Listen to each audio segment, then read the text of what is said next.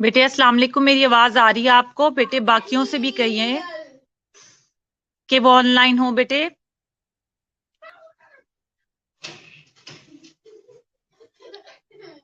मैं वेट कर रही हूँ ताकि ज्यादा से ज्यादा लोग हों। 40+ की क्लास में 10 लोगों से मैं क्या स्टार्ट करवाऊं जब तुम्हें समझ ही नहीं आएगा फिर तो।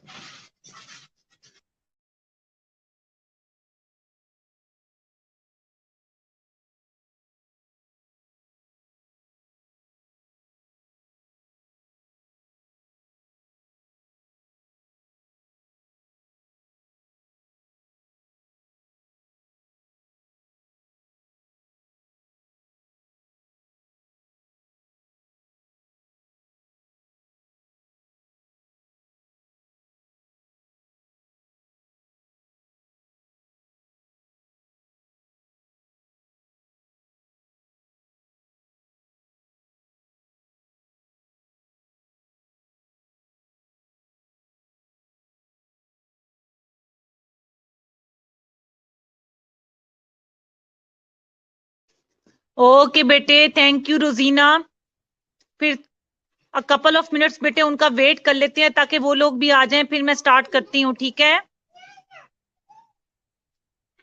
ताकि कुछ अच्छी स्ट्रेंथ हो और हम स्टार्ट करें, ठीक है बेटे? खुश नसीबा, मैंने भी स्टार्ट नहीं करवाया बेटे, इसलिए अभी मैं कोई पेज नंबर नहीं बता रही। थोड़ा हौसला रखो। जो मैंने लास्ट टाइम पढ़ाया उसको एक दफा पढ़ लो। कोई क्वेश्चन है तो पूछ लो मेरे से। ये टाइम ऐसे इस्तेमाल करो।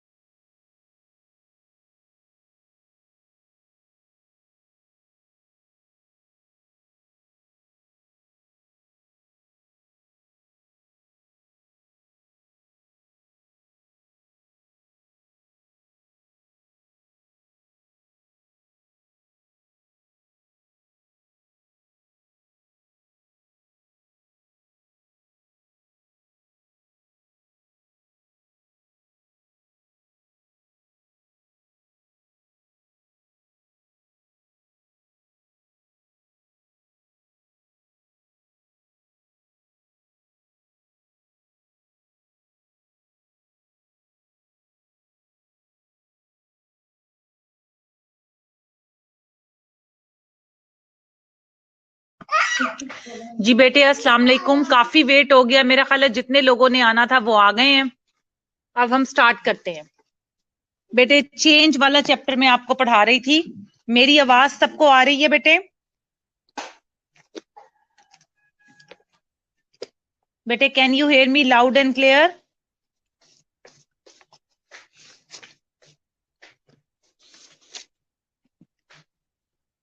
ओके बेटे, चेंज प्रोसेस, चेंज की स्ट्रेटजीज, रेजिस्टेंस टू चेंज, ये सारी चीजें मैंने आपको कल करवा दी थी। अब हम नर्स का रोल पढ़ेंगे। नर्स का रोल क्या है किसी भी चेंज प्रोसेस के अंदर, ये बहुत इंपॉर्टेंट क्वेश्चन है, ये आपको आना चाहिए। ठीक है, मेरे पास 8th एडिशन का पेज नंबर 64 है बेटे, 8th एडिशन का page number 64।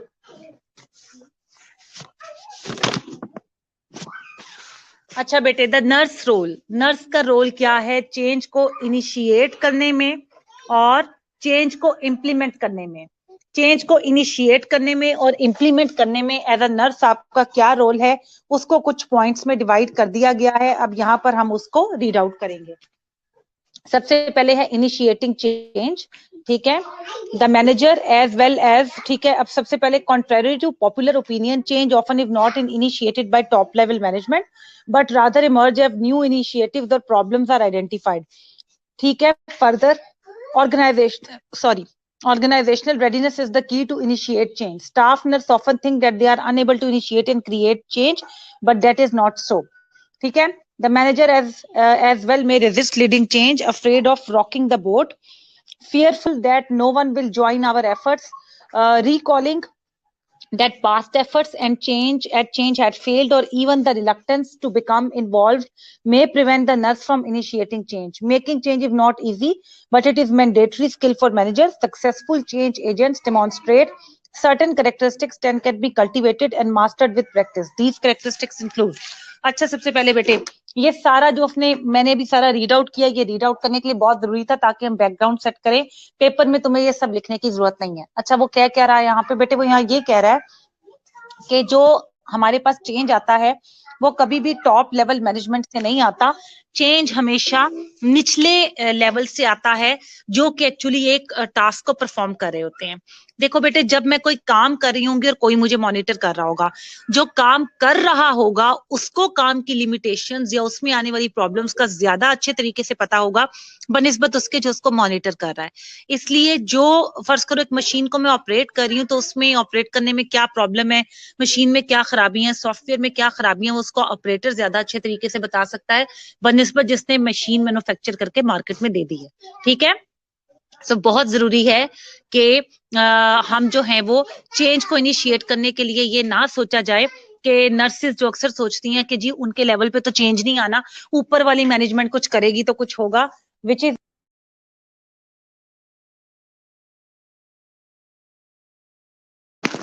Which is actually not the case, ठीक है। हमें निचले लेवल से काम स्टार्ट करना पड़ता है।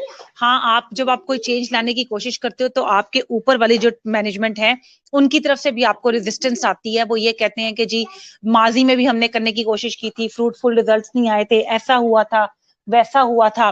तो ये सारी चीजें जो हैं, ये सारी चीजें जो हैं रेजिस्टेंस में आती हैं। अच्छा बेटे, ठीक है।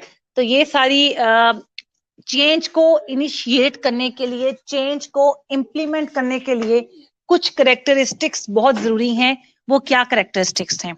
जब आपके पास एक क्वेश्चन आएगा nurse role in change management, तो आपने लिखना है the nurse can play its role in change management as, सबसे पहले नंबर 1 इन इनिशिएटिंग चेंज। उस इनिशिएटिंग चेंज में आपने लिखना है कि making change is not easy, but it is mandatory skill for managers. Successful change agents demonstrate certain characteristics that can be, आप सिर्फ कह लो कि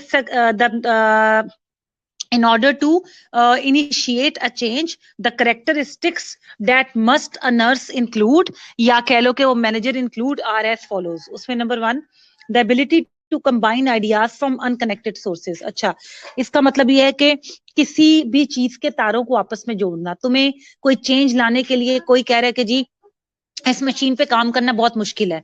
अगला बंदा कहता है कि जी इस मशीन के जो है ना वो कीव जो है वो अच्छी नहीं है, इसका आउटपुट अच्छा नहीं। अब देखो तुम्हें मशीन के बारे में अगर डिफरेंट कंप्लेंट्स मिल रही हैं तो इसका मतलब है it needs to be changed, या तुम्हें कोई नया आइडिया इंट्रोड्यूस करना है या इसे फिक्स करना है या व्हाटसोएवर इफ द कॉज। तो उन डिफरेंट कनेक्टिंग थॉट्स को एक जगह पे कनेक्ट करना, ये आपका रोल है किसी भी चेंज को इनिशिएट करने के लिए।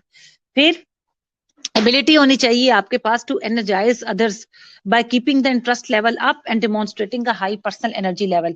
अगर मैं खुद डाउन होंगी, खुद ढीली ढीली काम पे आऊंगी, तो मेरे सबॉर्डिनेट्स ने क्या काम करना है। आपका एनर्जी लेवल हाई होगा, आपके सबॉर्डिनेट्स अगर लो भी होंगे तो वो भी चार्ज अप हो जाएंगे। ये बहुत जरूरी है चेंज लाने के लिए। Skill in human relations, well developed interpersonal communication, group management and problem solving skills. दूसरों के साथ अच्छे ताल्लुकात रखना, आपका जो निचला अमला है उनके साथ अच्छी सी कम्युनिकेशन करना, इंटरपर्सनल जो कम्युनिकेशन है वो आपके साथ अच्छी हो, प्रॉब्लम सॉल्विंग स्किल्स हो। हर बंदे को काम के साथ साथ प्रॉब्लम पर्सनल भी होंगी, उनको टाइमली उनको देना, उनको मैनेज करने के लिए मौका देना, ये सब जो है वो आपके ऊपर आता है। याद है मैंने तुम लोगों को कॉन्फ्लिक्ट में एक टाइप पढ़ाई थी जिसमें था इंट्रा पर्सनल कॉन्फ्लिक्ट। उसमें क्या होता है कि नर्स कॉन्फ्लिक्ट पे होती है कि वो ड्यूटी पे जाए या अपने बीमार बच्चे को देखे। तो बहुत जरूरी है कि वहां पर नर्स मैनेजर जो कि चेंज को लाना चाहता है वो उस बात को समझे कि अभी इसका घर पे होना बहुत जरूरी है। अगर ये इधर भी आके काम करेगी तो अपना 100% नहीं देगी, we shall provide her with the substitute. ये क्या है? ये इंटरपर्सनल स्किल्स हैं, एम्पैथी है, जो अगर आपके अंदर नहीं होगी you will never be able to bring a change. ठीक है। फिर integrative thinking, the ability to retain a big picture focus while dealing with each part of the system. Big picture मैंने कहा जाना है, जो चीज मैंने अटेन करनी है उसको अटेन करते हुए स्मॉल जो ऑब्स्टेकल्स हैं उनको अच्छे तरीके से टैकल करना, वो भी इसके अंदर आता है। Integrative thinking means to divide a task into certain portions and deal with them step by step. सारा काम एक ही वक्त में परफेक्ट करने की कोशिश ना करना, स्टेप वाइज अपने आप को इंप्रूव करना। फिर sufficient flexibility to modify ideas when modifications will improve the change, but enough persistence to resist non-productive tampering with the planned change। वही बात जो मैंने तुम लोगों को कल भी बताई थी कि जब हम कोई चेंज लेकर आते हैं और उसके ऊपर हमने उस पर पूरा होमवर्क किया है तो हमें इतना फ्लेक्सिबल होना चाहिए कि उसके अंदर अगर कोई छोटी मोटी प्रॉब्लम होगी तो हम उसको टैकल कर सके। लेकिन अगर कोई बड़ा इशू आए तो इस तरह है कि कोई आपको पूरा आपका आइडिया चेंज करने के लिए कहे तो that is not possible. But हाँ, इतनी फ्लेक्सिबिलिटी हो कि जहां तुम्हें लगे कि ये इसकी लैकिंग है हम इसको ओवरकम कर सकें। Confidence and the tendency not to be easily discouraged, वही बात कि जो आपकी कॉन्फिडेंस लेवल है और काम करने की टेंडेंसी है उसको किसी को डिस्करेज ना किया जाए, रियलिस्टिक थिंकिंग की जाए। अगर कोई काम 5 महीने का है तो ये ना कहा जाए कि मैं इतनी पुरजोश हूं मैं महीने में कर लूंगी। नो, पुरजोश होना अपनी बात है लेकिन सेंसिबिलिटी भी बहुत जरूरी है। सो रियलिस्टिक टास्क रखे जाएं। Trust worthiness, a track record of integrity and success with other changes. अच्छा जी, ये है कि आपका इतना ट्रस्ट लेवल हो कि जब आप कोई काम करो तो अगला बंदा कहे कि हाँ जी इंटेग्रिटी और सक्सेस जो है वो अदर चेंजेस के साथ मेंटेन होने चाहिए। The ability to articulate a vision through insights and versatile thinking, आपके अंदर ये ताकत होनी चाहिए कि आप विजन को इनसाइट के थ्रू और वर्सटाइल थिंकिंग के थ्रू जो है उसको मैनेज कर सकें। और the ability to handle resistance, आपके अंदर रेजिस्टेंस हैंडल करने की एबिलिटी भी होनी चाहिए। ठीक है। आगे है energy is needed to change a system, power is the main source of that energy, informational power, expertise and possibly positional power can be used to persuade others। अच्छा बेटे, ये इसका अगला एजेंडा है। एक सेकंड ठहरिए जा।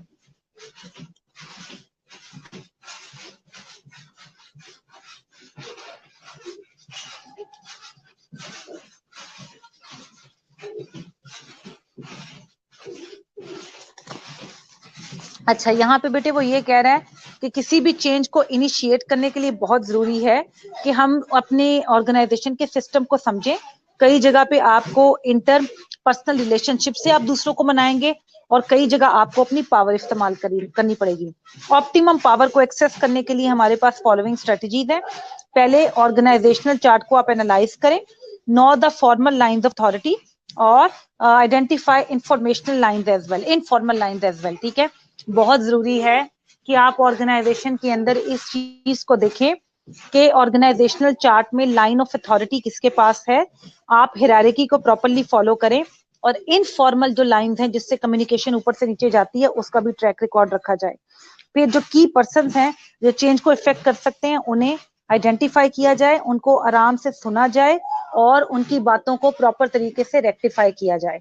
थर्ड में ज्यादा से ज्यादा ऐसे लोग ढूंढे जाएं जिनको कि अगर कोई रिजर्वेशन है और उनके टिकल पॉइंट्स क्या हैं, उनको क्या चीज इंटरेस्ट करती है और एक्साइट करती है और क्या चीज उनको टर्न ऑफ कर देती है, उस हिसाब से अपना एजेंडा सेट किया जाए और अपने डिसीजंस इंप्लीमेंट किए जाएं।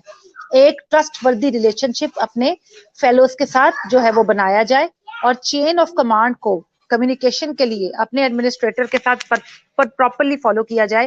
किसी को बाईपास ना करने दिया जाए कि एक बंदा आपको बाईपास करके ऊपर चला जाए। प्रॉपर जो हायरार्की है उसको फॉलो करना बहुत जरूरी है किसी भी चेंज को इम्प्लीमेंट करने के लिए। ठीक है। अच्छा, अगर ये सारे काम करने के बाद भी चेंज जो है वो प्रॉपरली उसके अगेंस्ट रेजिस्टेंस आ रही हो तो हमें दो ऑप्शंस कंसीडर करनी चाहिए कि अगर चेंज वर्केबल नहीं है तो शुड भी उसको मॉडिफाई कर देना चाहिए स्ट्रॉन्ग ऑब्जेक्शंस के लिहाज से, जिसे कि कॉम्प्रोमाइज कहते हैं। और अगर फाइन चेंज जो है वो फाइन ट्यून किया जा सकता है सफिशिएंटली तो हमें प्रोसीड करना चाहिए और रेजिस्टेंस को ओवरकम कर लेना चाहिए। बेटे ये क्लियर हो गया यहाँ तक?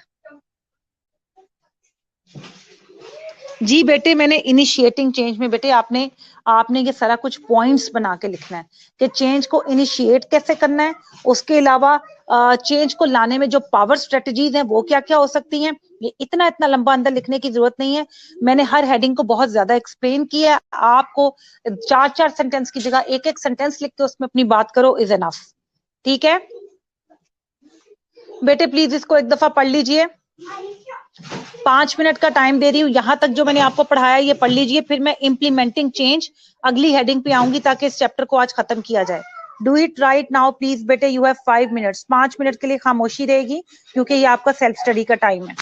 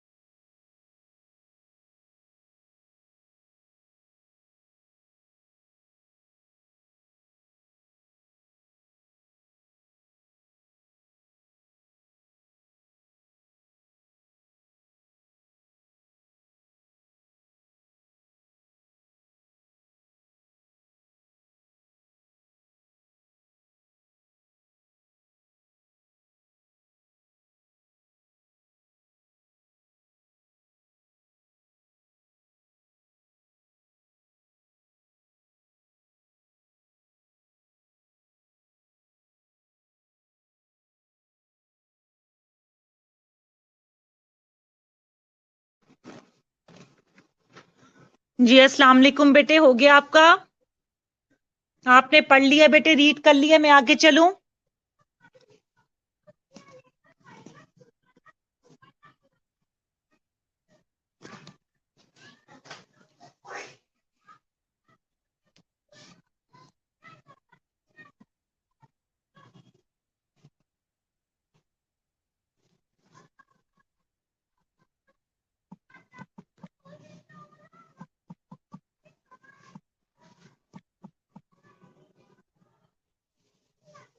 ओके ग्रेट बेटे, आगे चलते हैं फिर।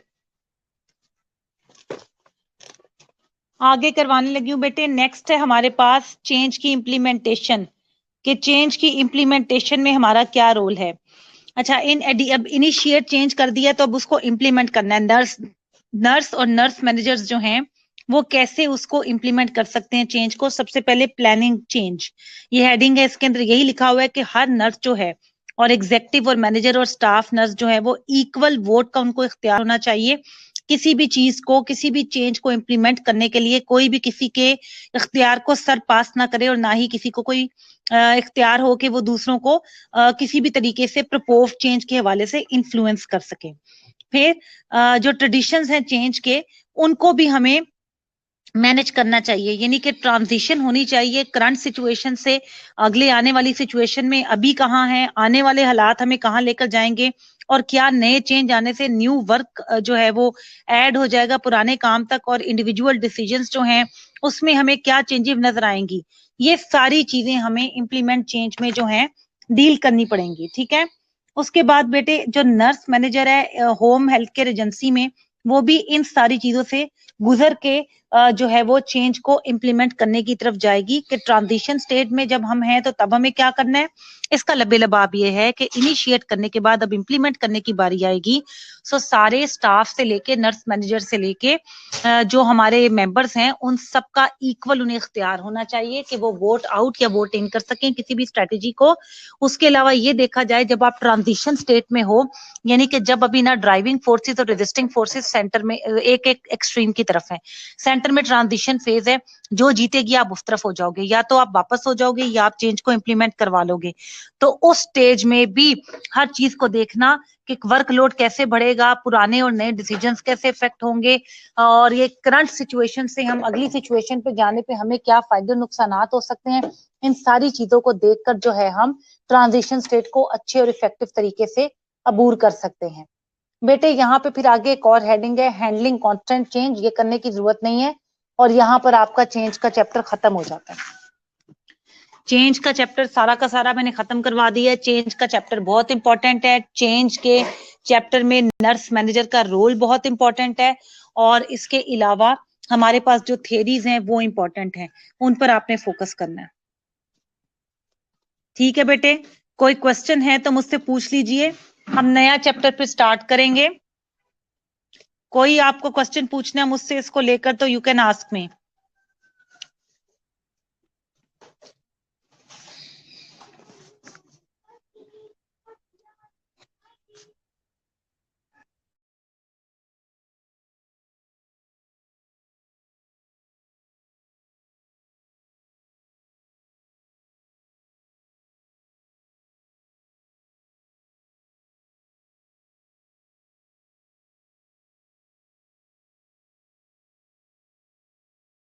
बेटे इंपॉर्टेंट क्वेश्चंस है, थेरीज जिसमें मैंने तुम्हें लिपिड, लेविन, हैवलॉक वो सब की सब करवाई है बेटे, वो थेरीज इंपॉर्टेंट हैं। चेंज की डेफिनेशन इंपॉर्टेंट है, चेंज एजेंट क्या होता है उसकी डेफिनेशन इंपॉर्टेंट है, और इसके अलावा चेंज लाने, बस ये चीजें काफी इंपॉर्टेंट है। और what is the role of nurse manager in initiating change, ये इंपॉर्टेंट है बेटे इस चैप्टर में से।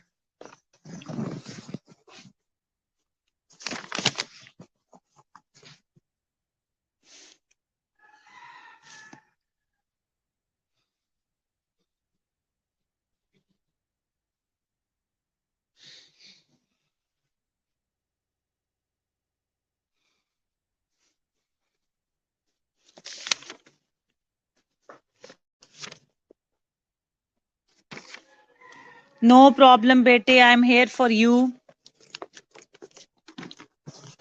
अच्छा बेटी, अब एक और बहुत इंपॉर्टेंट चैप्टर है स्टाफिंग और शेड्यूलिंग का, वो करवाना है मैंने आपको। प्लीज मुझे जरा 2 मिनट दीजिएगा। Let me get my book बेटे, please give me 2 minutes.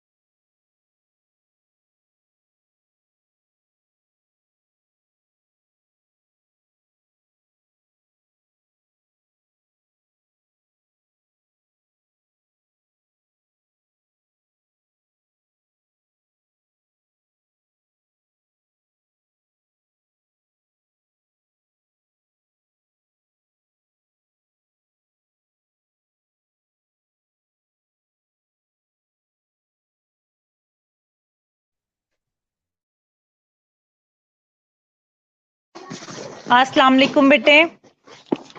Please, मुझे बुक नहीं मिल रही थी, sorry, I was about to start the chapter. मुझे 1 मिनट दीजिए आप।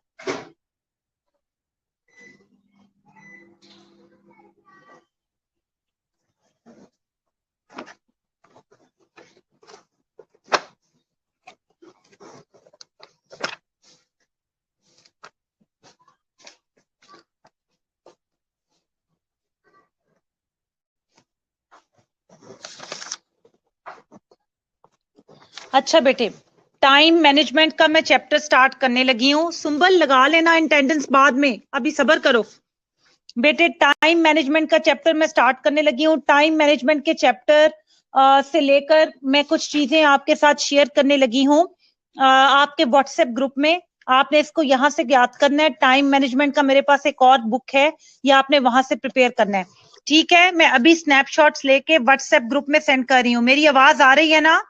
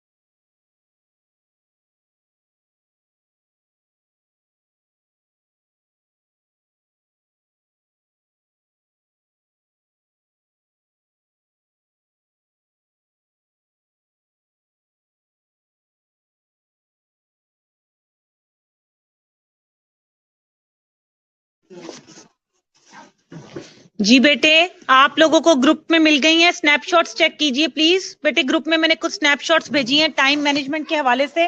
टाइम मैनेजमेंट का एक तो चैप्टर पेपर के लिए बहुत इंपॉर्टेंट है, और दूसरा टाइम मैनेजमेंट का चैप्टर बेटे आपने यहीं से करना है जहां से मैं करवा रही हूँ। आपको मिल गया ग्रुप में? ये ठीक है, ठीक है। जी बेटे मिल गया आपको? आवाज आ रही है ना? और स्नैपशॉट्स मिल गई हैं आपको?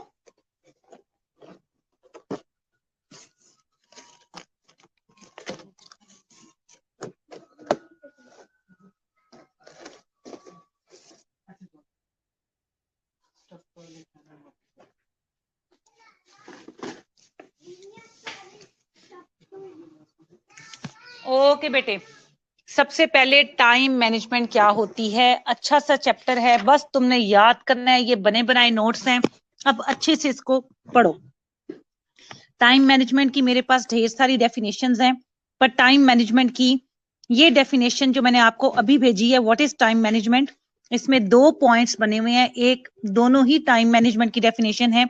मैं चाह रही हूं आप पहली वाली याद करो, दूसरी वाली नहीं।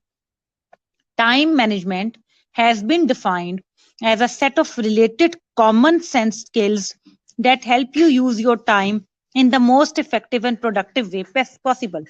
वो कह रहा है कि टाइम मैनेजमेंट जो है वो ऐसी स्किल्स हैं जो आपकी कॉमन सेंस आपको अलाउ करती है कि किस तरह आप कम से कम वाले टाइम को बहुत अच्छे तरीके से प्रोडक्टिव वे में इस्तेमाल कर सकते हैं। आयशा अभी 5 बजने में 5 मिनट है, 5 बजे वाला मैं लॉग इन करूंगी, साथ ही मगरिब हो जाएगी, जल्दी से नमाज पढ़ लेना और फिर दोबारा हम लॉग बैक करेंगे। अभी 5 मिनट है, 5 मिनट के लिए ये सुन लो बेटे। टाइम मैनेजमेंट को हम डिफाइन कर रहे हैं एक ऐसी एबिलिटी को जिसमें इंसान अपनी स्किल्स को इस्तेमाल करते हुए कम से कम वक्त को किस तरह ज्यादा से ज्यादा इफेक्टिव और प्रोडक्टिव बना सकता है, उस तरह इस्तेमाल करता है। This is time management. ठीक है, अब टाइम मैनेजमेंट स्किल्स क्या हैं उसकी तरफ आते हैं हम।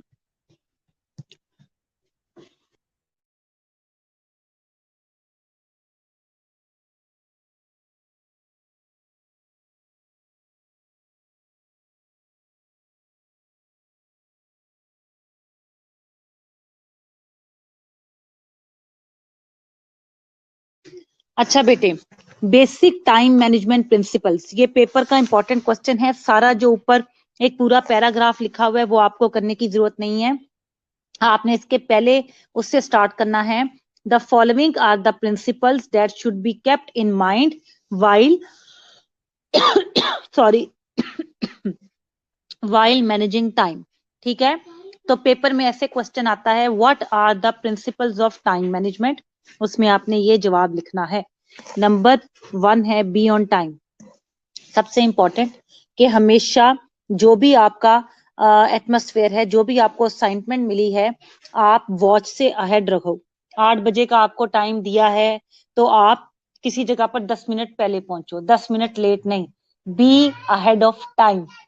ठीक है, तो इसका मतलब है being late sets the tone for constant playing catch up. जब किसी चीज एक चीज में लेट हो जाते हो तो थ्रू आउट द दिन में सारे काम आपके लेट जाते हैं, इसलिए बहुत जरूरी है कि कंट्रोल रखने के लिए टाइम को हम हर काम को टाइम से पहले स्टार्ट करें। उसके बाद है एडजस्ट योर एटीट्यूड। अच्छा, being busy all the time ये कोई एटीट्यूड नहीं है लाइफ में। हम कोई भी काम अपने लिए करते हैं, किसी और के लिए नहीं। जो चीजें आपके कंट्रोल में नहीं है उनको छोड़ दिया जाए, मतलब, लेकिन जो चीजें आपके कंट्रोल में हैं उन पर काम किया जाए। प्लीज, जो चीजें कंट्रोल में नहीं है इसका ये मतलब नहीं है आप हर चीज पर डिसाइड करो। Like weather is not under your control, बारिश होनी है कि नहीं, it's up to the God. You can prepare for it by putting an umbrella. If it rains, you can take out your umbrella. If it don't rain, it's all right. A little umbrella won't harm you. ये इसका मतलब है adjust your attitude. Be goal oriented. अपने goals को identify करें कि कौन से लॉन्ग टर्म है, कौन से शॉर्ट टर्म है, और उनको उस हिसाब से एग्जीक्यूट करें। ऑब्वियसली शॉर्ट टर्म वाले जब आहिस्ता आहिस्ता होते चले जाएंगे तो लॉन्ग टर्म वाले खुद ब खुद जो है वो एकम्प्लिश होना शुरू हो जाएंगे। प्रायोरिटाइज, जो मैं हमेशा तुम लोगों को कहती हूँ, अर्जेंट और इम्पोर्टेंट में वक्त का जो है वो डिफरेंशिएट करना सीखो। अर्जेंट और इम्पोर्टेंट दोनों चीजें इंपॉर्टेंट होंगी, लेकिन हमने क्या करना है, अर्जेंट वाले को पहले परफॉर्म करना है, इंपॉर्टेंट वाला we can do it later on. अच्छा, divide large task. Large task को छोटे छोटे चंक्स में डिवाइड करोगे तो मोटिवेट रहोगे।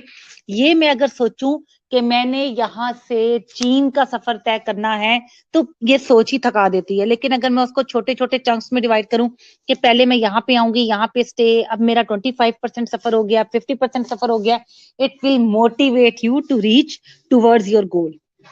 उसके बाद है एक्टिविटीज को प्लान करो, ठीक है।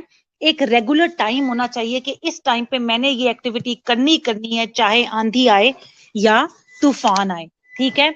It will keep you motivated and ahead of time. बेटे 5 बजने में 1 मिनट रह गया है। जिन बच्चों ने नमाज पढ़नी है वो अजानें शुरू होने लगी हैं, वो वजू करके अपनी नमाज पढ़े। 5:15 बजे मैं दोबारा रिज्यूम करूंगी। अब मैं इससे लॉग आउट होके दूसरे वाले से लॉग इन होने लगी हूँ और फिर हम इस चैप्टर को आगे ले चलेंगे, ठीक है बेटे। नमाज ब्रेक दे रही हूँ और दूसरे लिंक से लॉगिन होने लगी हूँ, उससे लिंक लॉगिन हो जाओ प्लीज।